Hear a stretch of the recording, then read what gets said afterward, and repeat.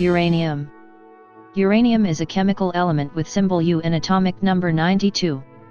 It is a silvery-grey metal in the actinide series of the periodic table. A uranium atom has 92 protons and 92 electrons, of which 6 are valence electrons. Uranium is weakly radioactive because all isotopes of uranium are unstable, with half-lives varying between 159,200 years and 4.5 billion years. The most common isotopes in natural uranium are uranium-238 and uranium-235. Uranium has the highest atomic weight of the primordially occurring elements. Its density is about 70% higher than that of lead, and slightly lower than that of gold or tungsten. It occurs naturally in low concentrations of a few parts per million in soil, rock, and water, and is commercially extracted from uranium-bearing minerals such as uraninite. In nature, uranium is found as uranium-238, uranium-235, and a very small amount of uranium-234. Uranium decays slowly by emitting an alpha particle. The half-life of uranium-238 is about 4.47 billion years and that of uranium-235 is 704 million years, making them useful in dating the age of the Earth. Many contemporary uses of uranium exploit its unique nuclear properties. Uranium-235 is the only naturally occurring fissile isotope, which makes it widely used in nuclear power plants and nuclear weapons. However, because of the tiny amounts found in nature, uranium needs to undergo enrichment so that enough uranium-235 is present. Uranium-238 is fissionable by fast neutrons, and is fertile, meaning it can be transmuted to fissile plutonium-239 in a nuclear reactor. Another fissile isotope, uranium-233, can be produced from natural thorium and is also important in nuclear technology. Uranium-238 has a small probability for spontaneous fission or even induced fission with fast neutrons. Uranium-235 and to a lesser degree uranium-233 have a much higher fission cross-section for slow neutrons. In sufficient concentration, these isotopes maintain a sustained nuclear chain reaction. This generates the heat in nuclear power reactors, and produces the fissile material for nuclear weapons. Depleted uranium is used in kinetic energy penetrators and armor plating. Uranium is used as a colorant in uranium glass, producing lemon yellow to green colors. Uranium glass fluoresces green in ultraviolet light. It was also used for tinting and shading in early photography. The 1789 discovery of uranium in the mineral pitchblende is credited to Martin Heinrich Klaproth, who named the new element after the recently discovered planet Uranus. Eugene Melchior Poligot was the first person to isolate the metal, and its radioactive properties were discovered in 1896 by Henri Becquerel. Research by Otto Hahn, Lisa Meitner, Enrico Fermi, and others, such as J. Robert Oppenheimer starting in 1934, led to its use as a fuel in the nuclear power industry and in Little Boy, the first nuclear weapon used in war. An ensuing arms race during the Cold War between the United States and the Soviet Union produced tens of thousands of nuclear weapons that used uranium metal and uranium-derived plutonium-239. The security of those weapons and their fissile material following the breakup of the Soviet Union in 1991 is an ongoing concern for public health and safety. See nuclear proliferation.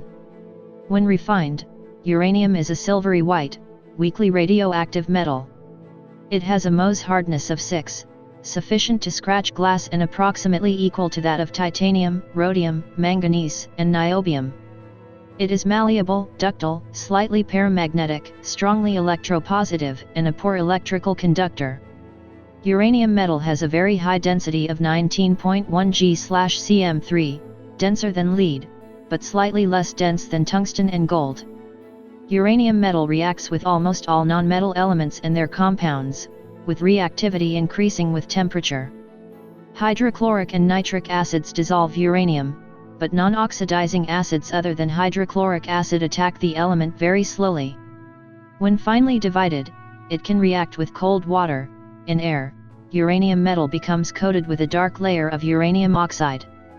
Uranium in ores is extracted chemically and converted into uranium dioxide or other chemical forms usable in industry. Uranium-235 was the first isotope that was found to be fissile. Other naturally occurring isotopes are fissionable, but not fissile. On bombardment with slow neutrons, its uranium-235 isotope will most of the time divide into two smaller nuclei, releasing nuclear binding energy and more neutrons. If too many of these neutrons are absorbed by other uranium-235 nuclei, a nuclear chain reaction occurs that results in a burst of heat or an explosion. In a nuclear reactor, such a chain reaction is slowed and controlled by a neutron poison, absorbing some of the free neutrons. Such neutron-absorbent materials are often part of reactor control rods. As little as 15 lb of uranium-235 can be used to make an atomic bomb. The first nuclear bomb used in war, Little Boy, relied on uranium fission, but the very first nuclear explosive and the bomb that destroyed Nagasaki were both plutonium bombs. Uranium metal has three allotropic forms. The major application of uranium in the military sector is in high-density penetrators. This ammunition consists of depleted uranium alloyed with 1–2% other elements, such as titanium or molybdenum. At high impact speed, the density, hardness, and pyrophoricity of the projectile enable the destruction of heavily armored targets. Tank armor and other removable vehicle armor can also be hardened with depleted uranium plates. The use of depleted uranium became politically and environmentally contentious after the use of such munitions by the US, UK and other countries during wars in the Persian Gulf and the Balkans raised questions concerning uranium compounds left in the soil. Depleted uranium is also used as a shielding material in some containers used to store and transport radioactive materials. While the metal itself is radioactive, its high density makes it more effective than lead in halting radiation from strong sources such as radium. Other uses of depleted uranium include counterweights for aircraft control surfaces, as ballast for missile re-entry vehicles and as a shielding material. Due to its high density, this material is found in inertial guidance systems and in gyroscopic compasses. Depleted uranium is preferred over similarly dense metals due to its ability to be easily machined and cast as well as its relatively low cost. The main risk of exposure to depleted uranium is chemical poisoning by uranium oxide rather than radioactivity. During the later stages of World War II, the entire Cold War, and to a lesser extent afterwards, uranium-235 has been used as the fissile explosive material to produce nuclear weapons. Initially, two major types of fission bombs were built, a relatively simple device that uses uranium-235 and a more complicated mechanism that uses plutonium-239 derived from uranium-238.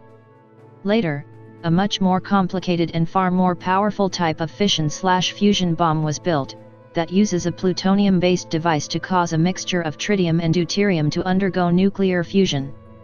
Such bombs are jacketed in a non-fissile uranium case, and they derive more than half their power from the fission of this material by fast neutrons from the nuclear fusion process. The main use of uranium in the civilian sector is to fuel nuclear power plants.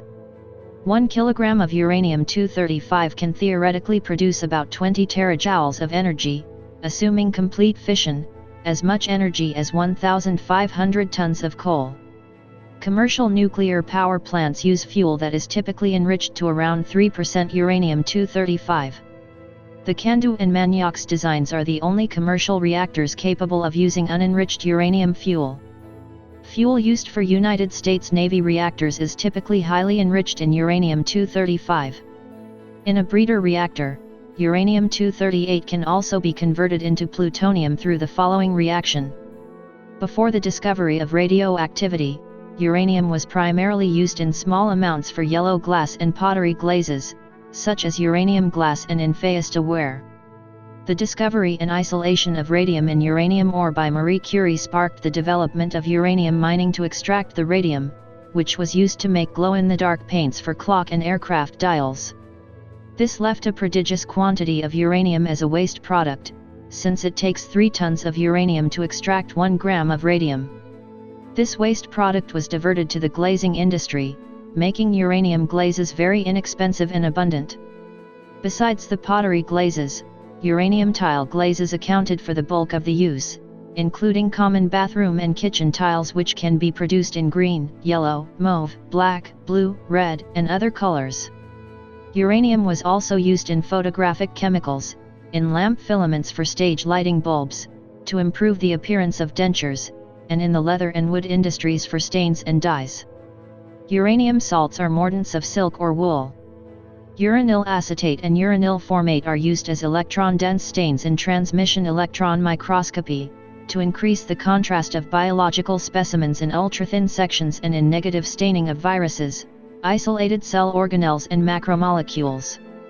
The discovery of the radioactivity of uranium ushered in additional scientific and practical uses of the element.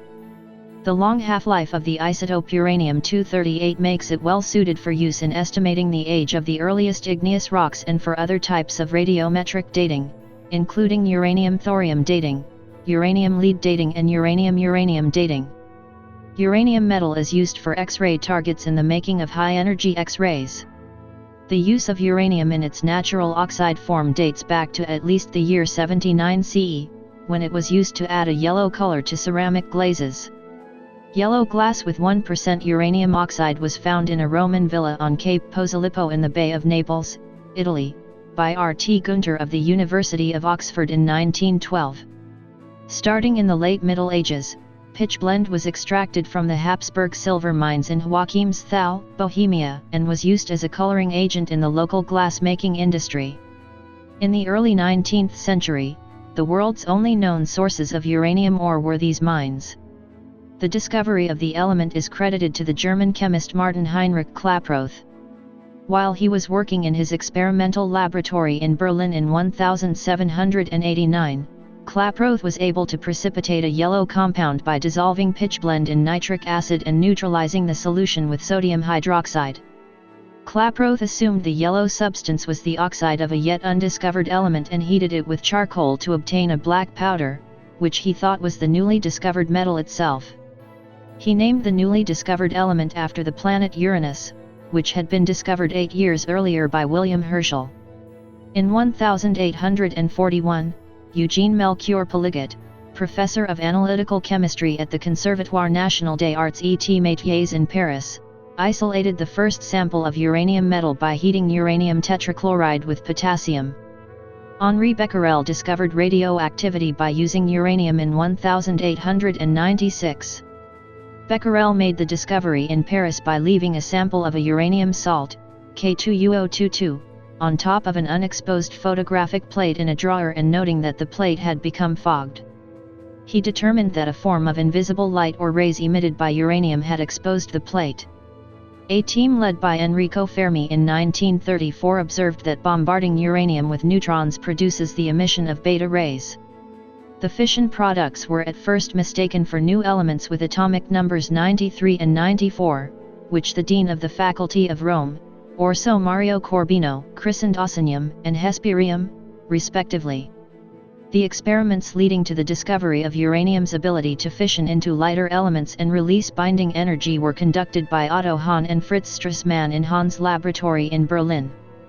Lisa Meitner and her nephew, the physicist Otto Robert Frisch, published the physical explanation in February 1939 and named the process nuclear fission.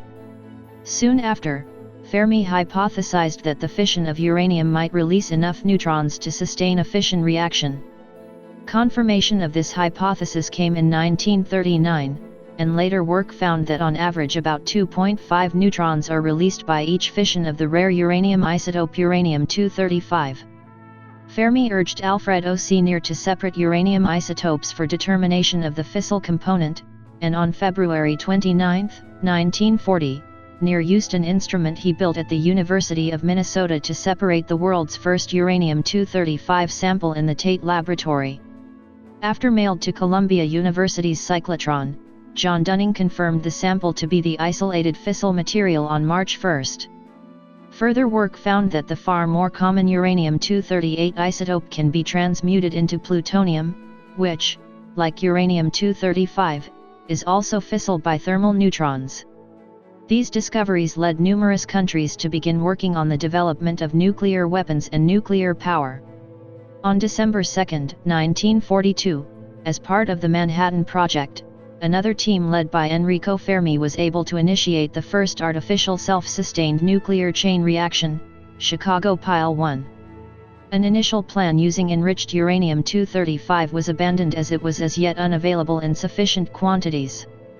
Working in a lab below the stands of Stagg Field at the University of Chicago, the team created the conditions needed for such a reaction by piling together 400 short tons of graphite, 58 short tons of uranium oxide, and 6 short tons of uranium metal, a majority of which was supplied by Westinghouse lamp plant in a makeshift production process.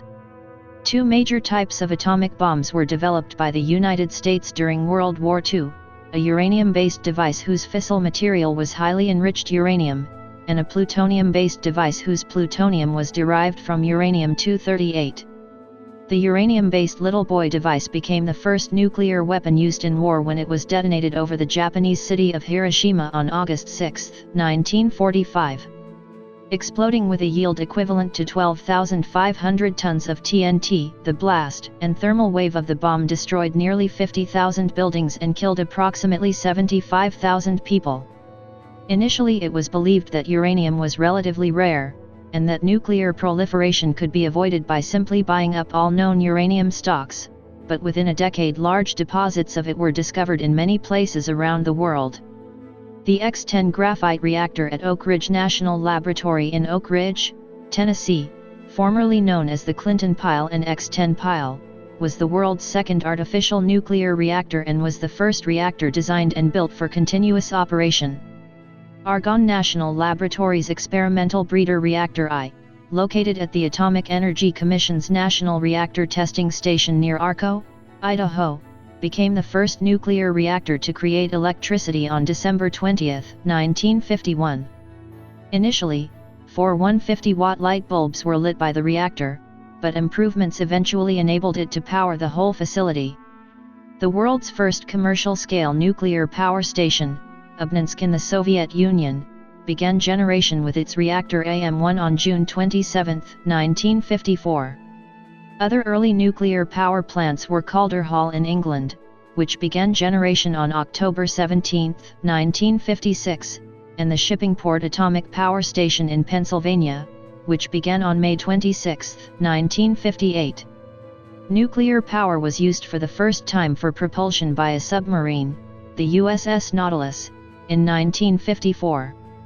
In 1972, the French physicist Francis Perrin discovered 15 ancient and no longer active natural nuclear fission reactors in 3 separate ore deposits at the Oklo mine in Gabon, West Africa, collectively known as the Oklo fossil reactors. The ore deposit is 1.7 billion years old. Then, uranium-235 constituted about 3% of the total uranium on Earth. This is high enough to permit a sustained nuclear fission chain reaction to occur, provided other supporting conditions exist. The capacity of the surrounding sediment to contain the nuclear waste products has been cited by the U.S. federal government as supporting evidence for the feasibility to store spent nuclear fuel at the Yucca Mountain Nuclear Waste Repository. Above-ground nuclear tests by the Soviet Union and the United States in the 1950s and early 1960s and by France into the 1970s and 1980s spread a significant amount of fallout from uranium daughter isotopes around the world. Additional fallout and pollution occurred from several nuclear accidents. Uranium miners have a higher incidence of cancer. An excess risk of lung cancer among Navajo uranium miners, for example, has been documented and linked to their occupation. The Radiation Exposure Compensation Act, a 1990 law in the U.S., required $100,000 in compassion payments to uranium miners diagnosed with cancer or other respiratory ailments. During the Cold War between the Soviet Union and the United States, huge stockpiles of uranium were amassed and tens of thousands of nuclear weapons were created using enriched uranium and plutonium made from uranium. Since the breakup of the Soviet Union in 1991, an estimated 600 short tons of highly enriched weapons-grade uranium have been stored in often inadequately guarded facilities in the Russian Federation and several other former Soviet states. Police in Asia, Europe, and South America on at least 16 occasions from 1993 to 2005 have intercepted shipments of smuggled bomb-grade uranium or plutonium, most of which was from ex-Soviet sources. From 1993 to 2005, the Material Protection, Control, and Accounting Program, operated by the federal government of the United States, spent approximately $550 million to help safeguard uranium and plutonium stockpiles in Russia. This money was used for improvements and security enhancements at research and storage facilities. Scientific American reported in February 2006 that in some of the facilities security consisted of chain-link fences which were in severe states of disrepair. According to an interview from the article, one facility had been storing samples of enriched uranium in a broom closet before the improvement project, another had been keeping track of its stock of nuclear warheads using index cards kept in a shoe box. Along with all elements having atomic weights higher than that of iron, uranium is only naturally formed in supernovae. Primordial thorium and uranium are only produced in the R process, because the S process is too slow and cannot pass the gap of instability after bismuth. Besides the two extant primordial uranium isotopes, 235U and 238U, the R process also produced significant quantities of 236U, which has a shorter half-life and has long since decayed completely to 232Th, which was itself enriched by the decay of 244Pu, accounting for the observed higher than expected abundance of thorium and lower than expected abundance of uranium. While the natural abundance of uranium has been supplemented by the decay of extinct 242Pu and 247 cm, producing 238U and 235U respectively, this occurred to an almost negligible extent due to the shorter half-lives of these parents and their lower production than 236U and 244Pu, the parents of thorium. The 247 cm235U ratio at the formation of the solar system was 69957000000000000 black spade times 10^5. Uranium is a naturally occurring element that can be found in low levels within all rock, soil, and water. Uranium is the 51st element in order of abundance in the Earth's crust. Uranium is also the highest numbered element to be found naturally in significant quantities on Earth and is almost always found combined with other elements. The decay of uranium, thorium, and potassium-40 in the Earth's mantle is thought to be the main source of heat that keeps the outer core liquid and drives mantle convection, which in turn drives plate tectonics. Uranium's average concentration in the Earth's crust is 2 to 4 parts per million, or about 40 times as abundant as silver. The Earth's crust from the surface to 25 km down is calculated to contain 1017 kg of uranium, while the oceans may contain 1013 kg. The concentration of uranium in soil ranges from 0.7 to 11 parts per million, and its concentration in seawater is 3 parts per billion. Uranium is more plentiful than antimony, tin, cadmium, mercury, or silver, and it is about as abundant as arsenic or molybdenum. Uranium is found in hundreds of minerals, including uraninite, carnotite, autunite, uranophane, torbernite, and coffinite. Significant concentrations of uranium occur in some substances such as phosphate rock deposits, and minerals such as lignite, and monazite sands in uranium-rich ores. Some bacteria, such as Shewanella putrefaciens, Geobacter metallurgiscens, and some strains of Burkholderia fungorum, use uranium for their growth and convert U to U. Other organisms, such as the lichen Trapelia involuta, or microorganisms such as the bacterium Citrobacter, can absorb concentrations of uranium that are up to 300 times the level of their environment. Citrobacter species absorb uranyl ions when given glycerol phosphate. After 1 day, 1 gram of bacteria can encrust themselves with 9 grams of uranyl phosphate crystals. This creates the possibility that these organisms could be used in bioremediation to decontaminate uranium-polluted water. The Proteobacterium Geobacter has also been shown to bioremediate uranium in groundwater. The mycorrhizal fungus Glomus intraradices increases uranium content in the roots of its symbiotic plant. In nature, uranium forms highly soluble carbonate complexes at alkaline pH. This leads to an increase in mobility and availability of uranium to groundwater and soil from nuclear wastes, which leads to health hazards. However, it is difficult to precipitate uranium as phosphate in the presence of excess carbonate at alkaline pH. A Sphingomonas sp strain BSAR1 has been found to express a high-activity alkaline phosphatase that has been applied for bioprecipitation of uranium as uranyl phosphate species from alkaline solutions. The precipitation ability was enhanced by overexpressing Pho-K protein in E. coli. Plants absorb some uranium from soil. Dry weight concentrations of uranium in plants range from 5 to 60 parts per billion, and ash from burnt wood can have concentrations up to 4 parts per million.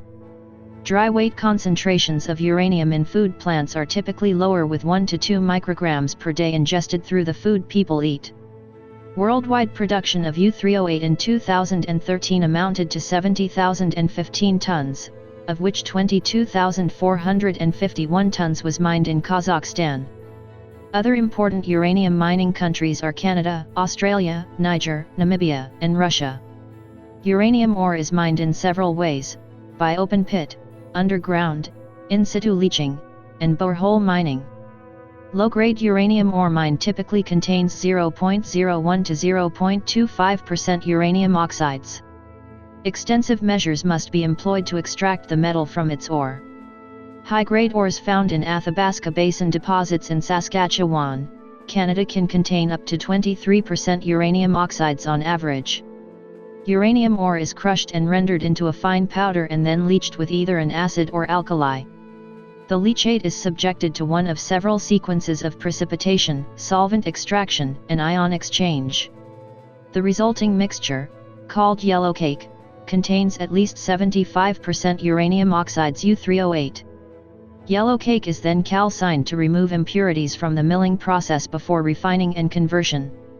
Commercial-grade uranium can be produced through the reduction of uranium halides with alkali or alkaline earth metals. Uranium metal can also be prepared through electrolysis of KUF5 or UF4, dissolved in molten calcium chloride and sodium chloride solution. Very pure uranium is produced through the thermal decomposition of uranium halides on a hot filament. It is estimated that 5.5 million tons of uranium exists in ore reserves that are economically viable at $59 per lb of uranium, while 35 million tons are classed as mineral resources. Prices went from about $10/lb in May 2003 to $138/lb in July 2007. This has caused a big increase in spending on exploration, with $200 million being spent worldwide in 2005, a 54% increase on the previous year. This trend continued through 2006, when expenditure on exploration rocketed to over $774 million, an increase of over 250% compared to 2004. The OECD Nuclear Energy Agency said exploration figures for 2007 would likely match those for 2006. Australia has 31% of the world's known uranium ore reserves and the world's largest single uranium deposit, located at the Olympic Dam mine in South Australia. There is a significant reserve of uranium in Bukama, a sub-prefecture in the prefecture of Mbomu in Central African Republic. Some nuclear fuel comes from nuclear weapons being dismantled, such as from the megatons to megawatts program. An additional 4.6 billion tons of uranium are estimated to be in seawater. There have been experiments to extract uranium from seawater, but the yield has been low due to the carbonate present in the water. In 2012, ORNL researchers announced the successful development of a new absorbent material dubbed HiCap, which performs surface retention of solid or gas molecules, atoms, or ions, and also effectively removes toxic metals from water, according to results verified by researchers at Pacific Northwest National Laboratory. In 2005, 17 countries produced concentrated uranium oxides: Canada, Australia, Kazakhstan, Russia, Namibia, Niger, Uzbekistan, the United States, Argentina, Ukraine, and China. Kazakhstan continues to increase production and may have become the world's largest producer of uranium by 2009, with an expected production of 12,826 tons, compared to Canada with 11,100 t and Australia with 9,430 t. In the late 1960s, UN geologists also discovered major uranium deposits and other rare mineral reserves in Somalia. The find was the largest of its kind, with industry experts estimating the deposits at over 25% of the world's then-known uranium reserves of 800,000 tons. The ultimate available supply is believed to be sufficient for at least the next 85 years, although some studies indicate underinvestment in the late 20th century may produce supply problems in the 21st century. Uranium deposits seem to be log-normal distributed. There is a 300-fold increase in the amount of uranium recoverable for each 10-fold decrease in ore grade. In other words, there is little high-grade ore and proportionately much more low-grade ore available.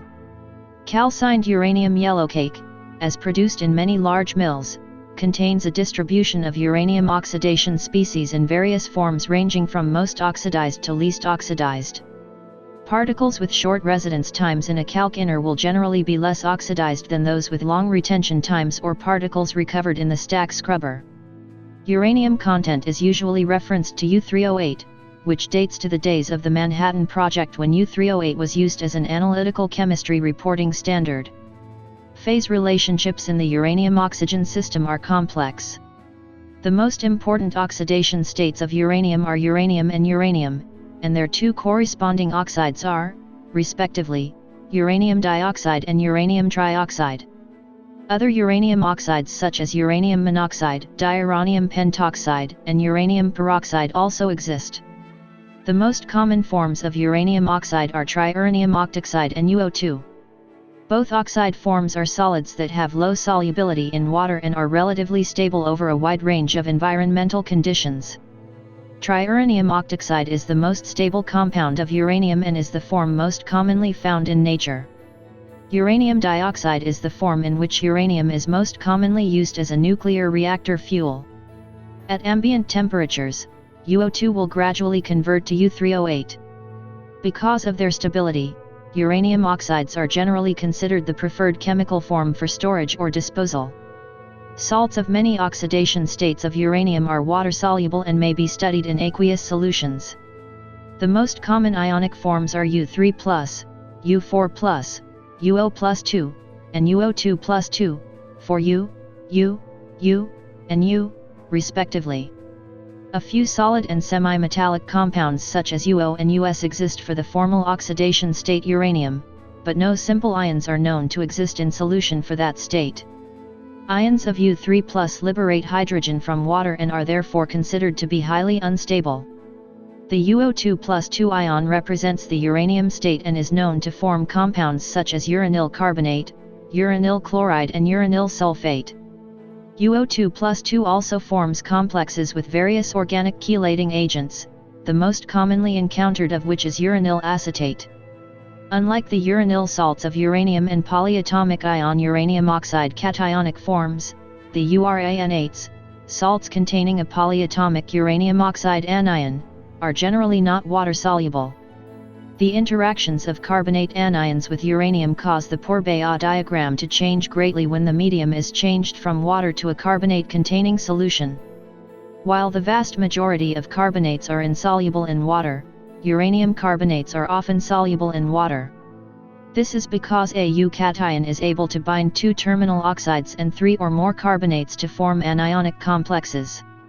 The uranium fraction diagrams in the presence of carbonate illustrate this further. When the pH of a uranium solution increases, the uranium is converted to a hydrated uranium oxide hydroxide, and at high pHs it becomes an anionic hydroxide complex.